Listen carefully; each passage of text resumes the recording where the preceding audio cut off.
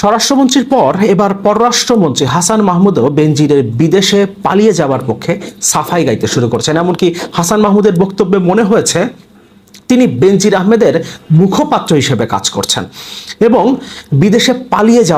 বেনজির বিদেশে পালিয়ে যাওয়ায় তিনি বেশ চাপ মুক্ত হয়েছেন এমনটাই মনে হচ্ছে। এমনকি আমরা এটাও ধারণা করতে পারি বিদেশে পালিয়ে যাবার পরও বেনজির কিংবা তার পরিবার অথবা বেনজিরের আইনজীবীর সাথে পররাষ্ট্রমন্ত্রীর একটা যোগাযোগ আছে।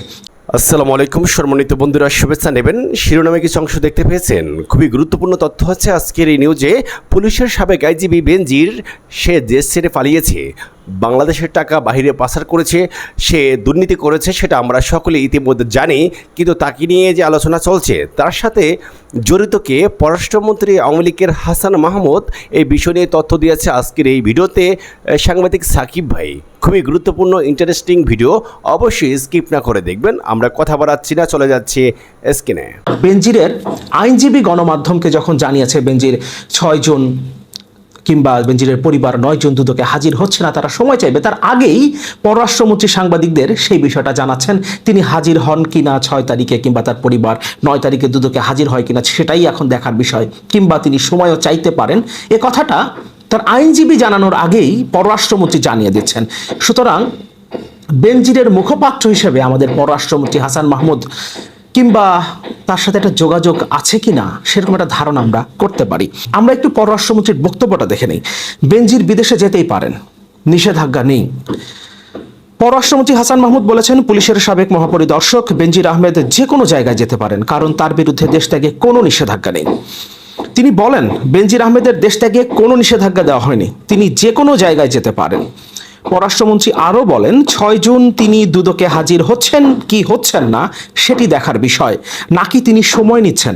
যেহেতু তার দেশ ত্যাগের উপর কোনো নিষেধাজ্ঞা কোনো জায়গা থেকে দেওয়া হয়নি, তাহলে তিনি যে কোনো জায়গায় যেতেই পারেন। বোঝা যাচ্ছে বেশ শক্ত অবস্থান নিয়েছেন পররাষ্ট্রমন্ত্রী বেনজির আহমেদের পক্ষে।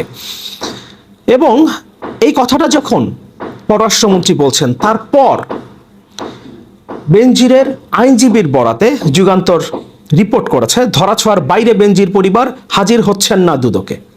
6 জুন বেনজির ও 9 জুন স্ত্রী সন্তানের পক্ষে আইনজীবী সময় চাইতে পারেন। মনে হচ্ছে পররাষ্ট্রমন্ত্রী আগে থেকেই জানতেন বেনজির দুদকে 6 তারিখে হাজির হচ্ছেন না, কিংবা বেনজির পরিবারও 9 তারিখে দুদকে হাজির হচ্ছে না এবং তারা সময় চাইছে।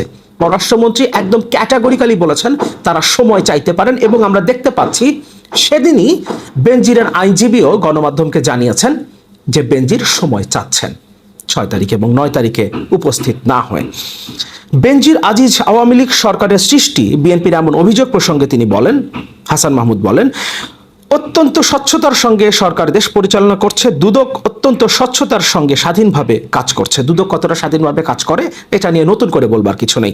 আর সরকার যে কতটা স্বচ্ছতার সাথে দেশ পরিচালনা করছে সেটা সাবেক আইজিপি বেনজিরের ঘটনায় কিংবা সাবেক সেনাপ্রধান আজিজ আহমেদের উপরে নিষেধাজ্ঞায় অথবা সংসদের আইন প্রণেতা হিসেবে 3 বার সংসদে নিয়ে আসা আনোয়ারুল আজিম আনারের ঘটনায় আমরা বুঝতে পারি সরকার এবং সরকারি দলের আসল চরিত্র এবং সরকার আসলে কতটা স্বচ্ছতার সাথে কাজ করছে। হ্যাঁ, স্বচ্ছতার সাথে চোরদের, লুটেরাদের সুযোগ তৈরি করে দিচ্ছে। এখানে নির্লজ্জভাবে তারা প্রকাশ্যে সবকিছু করছে। এরপর বলছে, ফলে এই বিষয়গুলো উঠে এসেছে। আদালত স্বাধীনভাবে কাজ করছে বিধায় এই বিষয়গুলো উঠে এসেছে, এটা তো অন্য কেউ তুলে আনেনি। এখানে পুরোপুরি একটা মিথ্যাচার করছেন পররাষ্ট্রমন্ত্রী, সেই জায়গাটাতে আসবো। সরকার এই ব্যাপারে অত্যন্ত স্বচ্ছ এবং সরকারের অবস্থান অত্যন্ত পরিষ্কার। বেনজিরের ব্যাপারে সরকার কি কোনো ইনভেস্টিগেশন করেছিল? দুদক কি কোনো তদন্ত করেছিল? এটা একটা গণমাধ্যমে উঠে এসেছিল প্রথম, কালের কণ্ঠে প্রথম বেনজির আহমেদের এই অবৈধ সম্পদের, বিপুল পরিমাণ অবৈধ সম্পদের তথ্য প্রথম কালের কণ্ঠে প্রকাশিত হয়েছিল 2টো রিপোর্টে। সেখানেও সরকারের 2টো অলিগার্ক, সরকারের 2টো খুঁটির মধ্যে একটা সমস্যা থেকেই এই বিষয়টা আমাদের সামনে চলে আসে। সে ব্যাপার নিয়ে এর আগে আমি কথা বলেছি আমার এই চ্যানেলেই।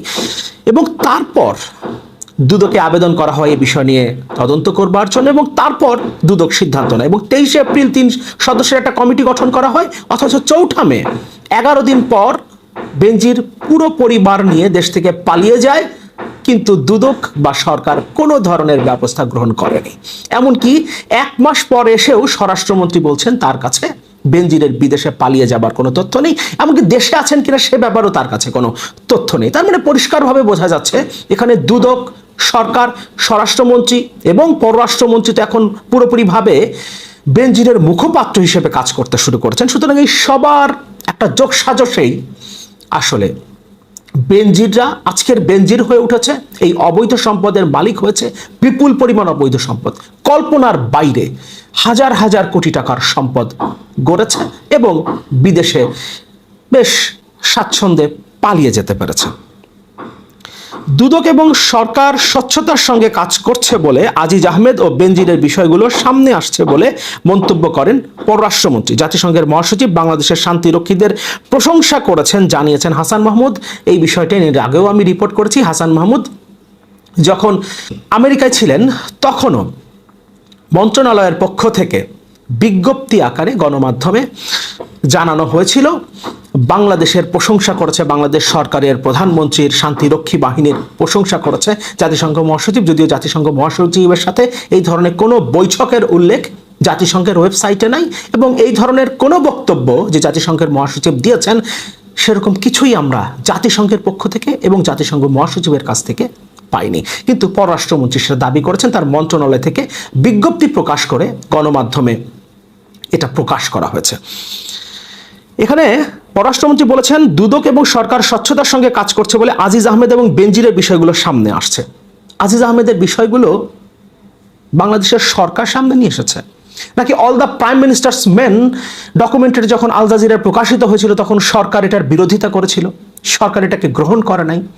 এমনকি মার্কিন যুক্তরাষ্ট্রের নিষেধাজ্ঞা আসার আগ পর্যন্তও সরকার আজিজ আহমেদেরই পক্ষে অবস্থান নিয়েছিল এবং মার্কিন যুক্তরাষ্ট্র দুর্নীতির দায়ে আজিজ আহমেদের বিরুদ্ধে, সাবেক সেনাপ্রধানের বিরুদ্ধে নিষেধাজ্ঞা দিয়েছে। বাংলাদেশের সরকার তো কোনো তদন্ত করে নাই, কোনো ধরনের নিষেধাজ্ঞা দেয় নাই, এমনকি তদন্তের কোনো উদ্যোগও নেয় নাই। All the prime minister's men ডকুমেন্টারিটা প্রকাশ হওয়ার পর সরকার সেটা নাকচ করে দিয়েছে। সরকার পুরো অ্যালিগেশনকে অস্বীকার করেছে, তারা বলেছে এটা একটা মন গড়া ডকুমেন্টারি, সরকার বলেছে। অথচ এখানে পররাষ্ট্রমন্ত্রী দাবি করছেন সরকার স্বচ্ছতার সঙ্গে কাজ করছে বলে আজিজ আহমেদ এবং বেনজিরের বিষয়গুলো সামনে আসছে।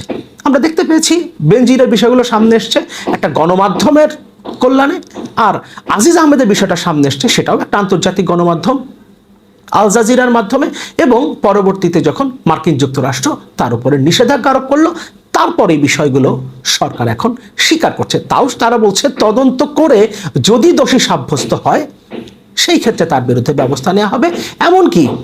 এমনকি সরকারি দলের সাধারণ সম্পাদক তো বলেছেন তদন্তের পর যদি বেনজির দোষী সাব্যস্ত হয়, তদন্তে যদি তাকে দোষী পাওয়া যায় সেক্ষেত্রে তিনি জেলে যাবেন এবং সেই এখতিয়ারও আদালতের, সরকার কোনো ধরনের কোনো দায় নেবে না এবং সরকার কোনো দায় নেবে না, স্বরাষ্ট্র মন্ত্রণালয় কোনো দায় নেবে না। যে স্বরাষ্ট্র মন্ত্রণালয় তাকে অর্থাৎ বেনজিরকে ডিএমপি কমিশনার বানিয়েছে, র্যাবের মহাপরিচালক বানিয়েছে এবং শেষ পর্যন্ত তো পুলিশ প্রধান বানিয়েছে, সেই স্বরাষ্ট্র মন্ত্রণালয়ও কোনো দায় নেবে না, কথা বলেছেন। এইটা নিয়েও আমি আমার এই চ্যানেলে কথা বলেছি। তার মানে বোঝা যাচ্ছে সরকার পরিষ্কারভাবেই এবং পররাষ্ট্রমন্ত্রী তো একদম মুখপাত্র হিসেবে কাজ করছে বেনজির আহমেদের। সম্মানিত দর্শক, গুরুত্বপূর্ণ কয়েকটি তথ্য জানতে পেরেছি আজকের এই ভিডিও থেকে। সাকিব ভাই অনেক আলোচনা করেছে পুলিশের সাবেক আইজিবির সাথে কে জড়িত আছে, এই বিষয় নিয়ে তথ্য আমরা দেখতে পেয়েছি। সম্মানিত দর্শক, আপনাদের কি মতামত? সাকিব ভাই সে যে তথ্যগুলো দিয়েছে, যে বিশ্লেষণ করেছে পুলিশের সাবেক আইজিবিকে নিয়ে, এমনকি আমাদের বাংলাদেশের আওয়ামী লীগের পররাষ্ট্রমন্ত্রী হাসান মাহমুদকে নিয়ে, সেটা আমরা সকলেই দেখতে পেয়েছি। এই বিষয় নিয়ে আপনাদের মতামত জানাতে পারেন। ভালো থাকবেন, আসসালামু আলাইকুম।